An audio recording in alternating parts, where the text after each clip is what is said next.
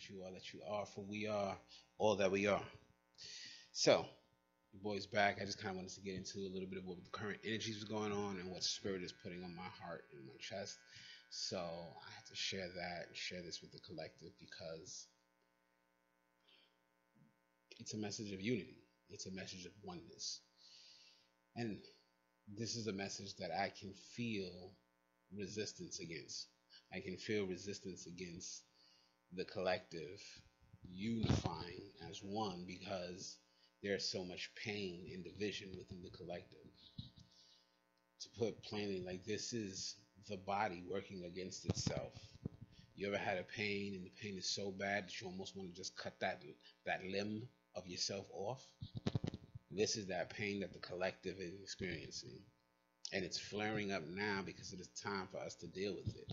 It's time for us to deal with issues of racism. It's time for us to deal with issues of disenfranchisement. It's time for us to deal with issues of the haves versus the have-nots. But how do we deal with these issues? These issues all seem grander and bigger than us individually.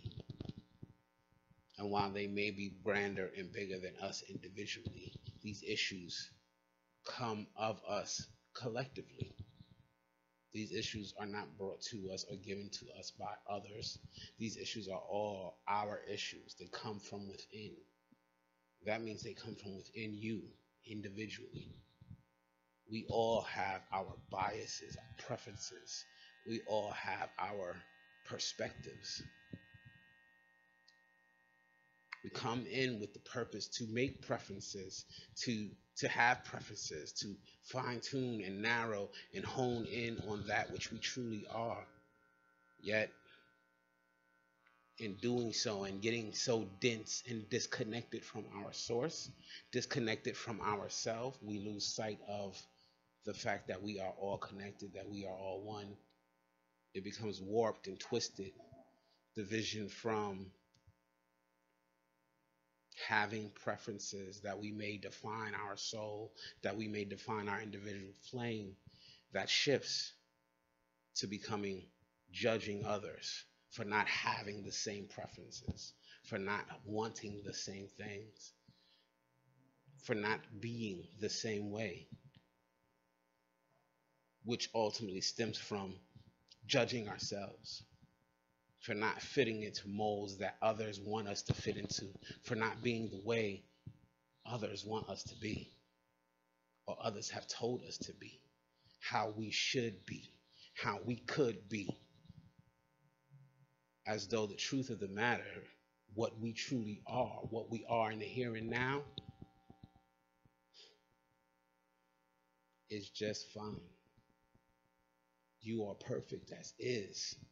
And you are not needed to be that what anybody else wants you to be.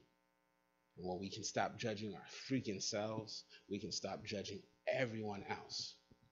We can choose to walk our paths individually, collectively.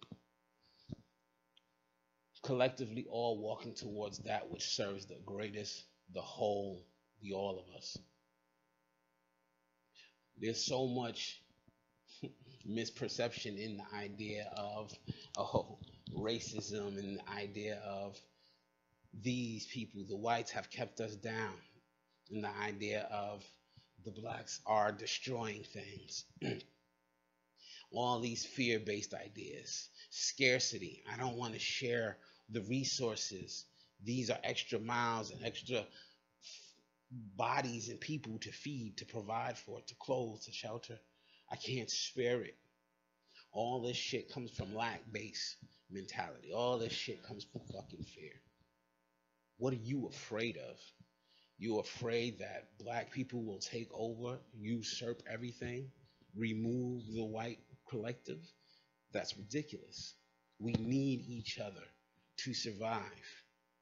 You are asking, when we ask for this type of division, we are splintering ourselves. We are cutting ourselves, inflicting self-wounds, self-harming wounds, like some emo teenager. Shout out to all the emo teenagers, because what you're going through is real. What we as a collective is going through is real. But it's about time that we grow up. How long are you going to hack away at your own arm before you realize you're doing yourself damage? You're not getting nowhere that way. How long are we going to pretend and act as though the problems that we see are not real and not legitimate? And how long are we going to act as though we don't participate in those problems, as though we are not part of the problem that we bitch about?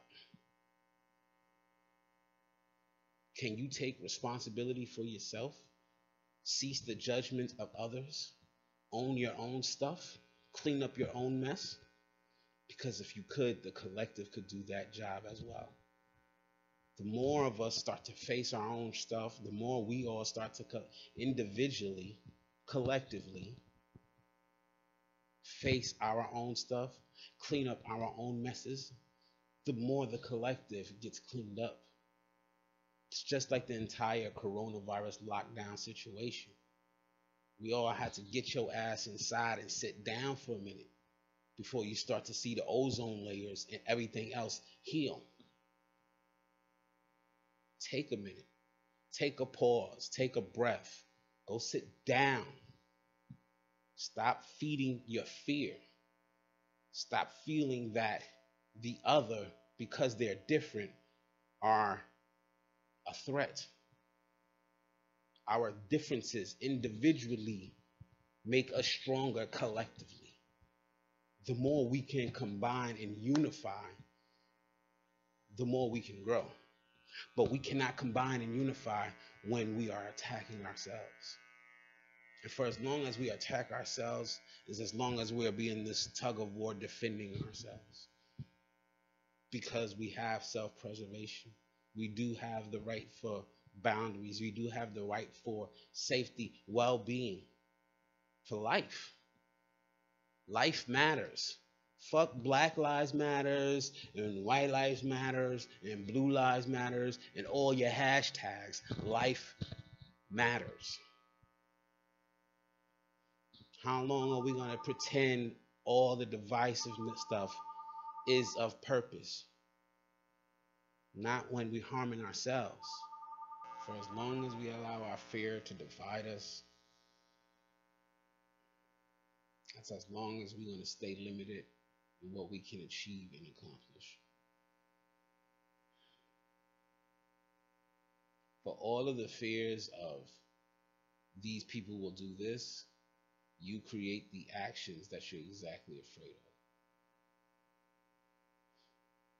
For all of the fear that the blacks might eliminate the whites or whatever nonsense, or usurp the jobs, or ruin the cultural legacy, as though that cultural legacy is not mixed here in this country. For all of those fears, that's exactly what you create. You create the militants. You create the divisive militias. You create those who are fighting the oppression that's built around them with good reason. For all of the fears that the whites are coming to get us, that they're keeping us down, that they're holding us down, you manifest that shit. You go out into the world, you can't get a job. You walked into that office with an attitude or with a chip on your shoulder from Jump Street, expecting, with good reason, again, because that's what we received. There's nobody innocent in this back and forth, but the back and forth is bullshit. The back and forth is holding us back. It's time to move forward. Time to pick up our shit, clean up our mess individually. Don't worry about the collective. What are you doing? How can you stop judging others and clean up your own mess? For when you do, the collective will get cleaned, and we can clean out this bullshit, this rotten, moldy infection in the root of our society. Or you can let the motherfucker crumble. Either way, I'm gonna be good, because I've thrived in all situations. I'm built to thrive. Those around me are built to thrive. Those who know, those who are part of the oneness, who know their abundance, who know their blessings, who are not sitting on that fear side of the fence. These people are going to take over. Those people are going to take over. They're holding us down. They're destroying us. Everybody who's not sitting around in that bullshit is actually using their energy to create, to thrive. Whatever other bullshit comes, we will continue to thrive. The idea is to thrive together. We are one. The more of this goes on, the more of us fall off the table. The collective will rise, but will you be with the collective when we do? Pull your shit together. Clean yourself up. Don't worry about the other. We are one. I'm going to do mine. I hope you do yours. I just felt the need to drop this.